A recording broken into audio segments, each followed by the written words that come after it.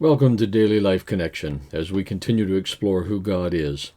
What a joy it is as we are finding ourselves increasingly aware of who He is and the joy of that relationship with Him in all the dimensions of who our God is. Today I want to take my little talk from Romans chapter 15, where the Apostle Paul writes, "Welcome one another, just as Christ has welcomed you."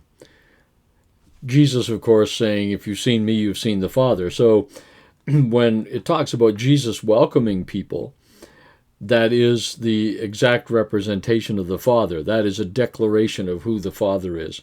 He is a welcomer. It's an incredible gift when somebody warmly welcomes you into their home or welcomes you to the church. We have greeters at the church door. Why? Because we want people to feel welcomed. We want them to feel noticed and appreciated and valued. And that's exactly what a welcoming God does. He welcomes us.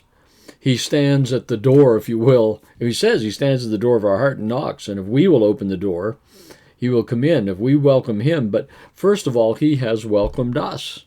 He has welcomed us into His kingdom, into His family, into the very deepest, most intimate relationship that He has, that relationship with the Father.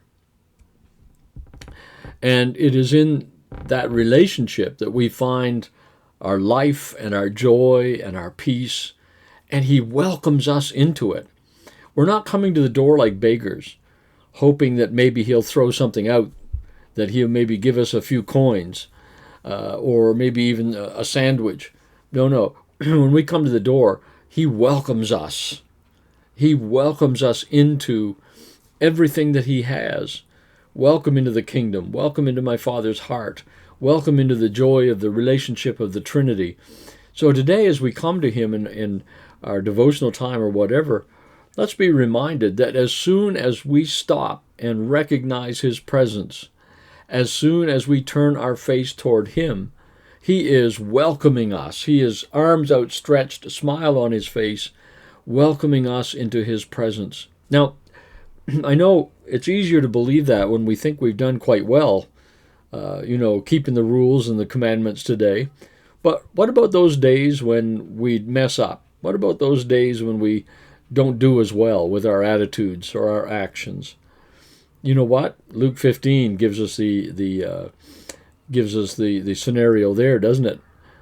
The Father welcomes the prodigal son. He welcomes the one who has utterly failed, made terribly poor choices, who has lived in sin, who still smells like sin and looks like sin, and the ravages of sin are still marks on him.